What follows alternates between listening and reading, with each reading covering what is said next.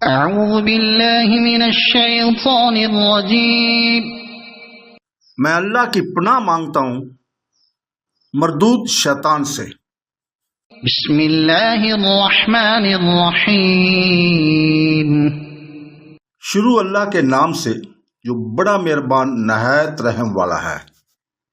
ربنا لا تزغ قلوبنا بعد إذ هديتنا وهب لنا من لدنك رحمة إنك أنت الوهاب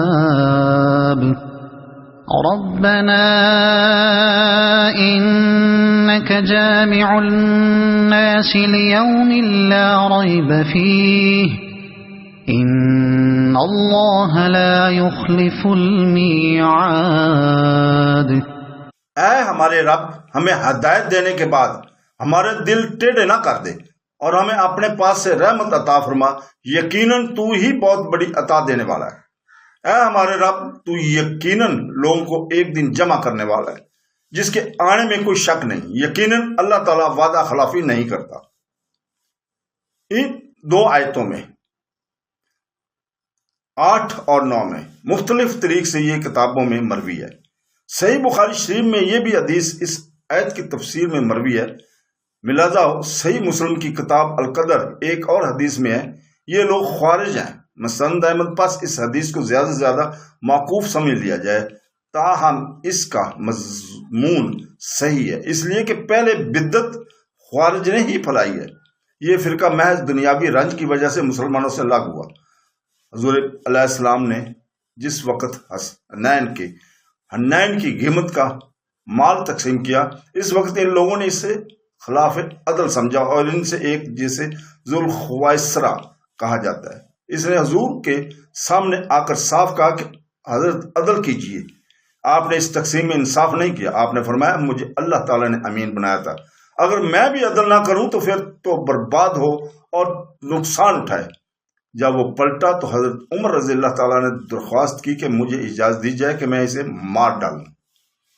آپ صلی اللہ علیہ وسلم نے فرمایا چھوڑ دو، اس کے ہم خیال ایک ایسی قوم پیدا ہوگی کہ تم لوگ اپنی نمازوں کو ان کی نمازوں کے مقابلہ میں اور اپنی قرآن خوانی کو ان کی قرآن خوانی کے مقابلے میں حقیر سمجھو گے، لیکن دراصل وہ دین سے اس طرح نکل جائیں گے جس طرح تیر کمان سے نکل جاتا ہے۔ تم جہاں انہیں پاؤ گے قتل کرو گے، انہیں قتل کرنے والے کو بڑا ثواب ملے گا۔ حضرت علی کرم اللہ وجہ کی خلافت کے زمانہ میں ان کا ظہور ہوا، آپ نے انہیں نہروان میں قتل کیا، پھر ان میں پھوٹ پڑی تو ان کے مختلف الخیال فرقے پیدا ہو گئے، نئی نئی بدعتیں دین میں جاری ہو گئیں اور اللہ تعالیٰ کی راہ سے بہت دور چلے گئے۔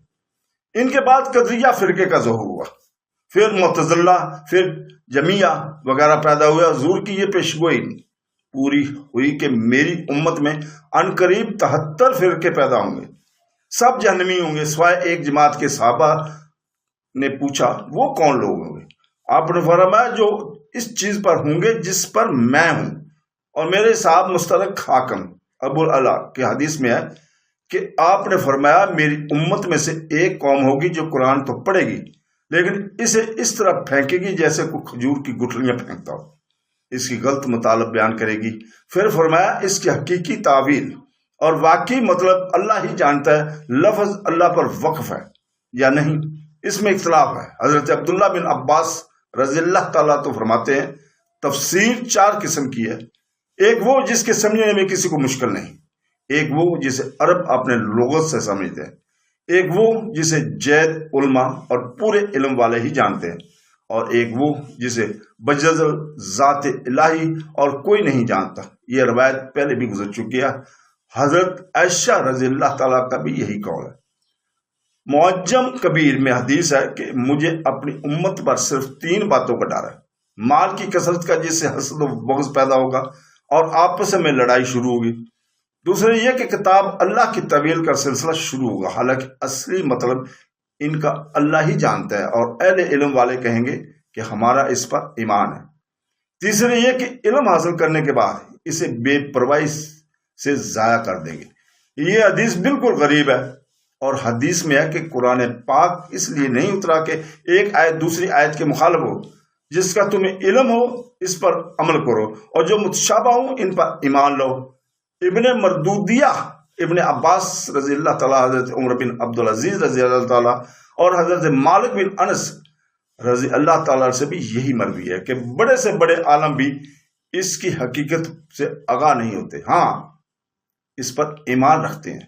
ابن مسعود رضی اللہ تعالیٰ فرماتے ہیں کہ پختہ علم والے یہی کہتے ہیں کہ اس کی تعویل کا علم اللہ ہی کو ہے، اس پر ہمارا ایمان ہے۔ ابی بن کعب بھی یہی فرماتے ہیں، امام ابن جریر بھی اس سے اتفاق کرتے ہیں۔ یہ تو تھی وہ جماعت جو اللہ پر وقف کرتی تھی اور بعد کی جملوں کو اس سے الگ کرتی تھی۔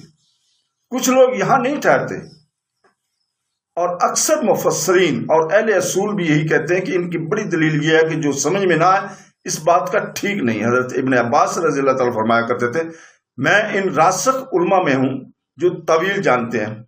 مجاہد رحمۃ اللہ فرماتے ہیں راسخ علم والے تفسیر جانتے ہیں۔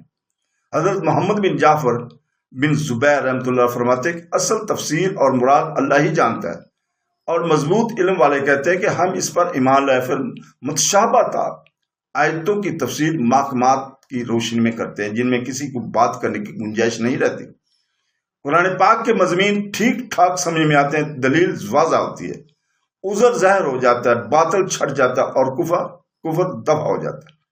حدیث میں ہے کہ حضور پاک صلی اللہ علیہ وسلم حضرت عبداللہ بن عباس رضی اللہ تعالیٰ کے لیے دعا کی کہ اے اللہ انہیں دین کی سمجھ دے اور تفسیر کا علم دے۔ بعض علماء نے تفصیل سے بات کرتے ہوئے کہا کہ قرآن کریم میں تعویل اور دو معنی میں آئی ہے۔ ایک معنی جن سے مفہوم کی اصلی حقیقت اور اصلیت کی نشاندہی ہوتی ہے، جیسے قرآن پاک میں ہے کہ میرے باپ میرے خواب کی یہی تعبیر ہے۔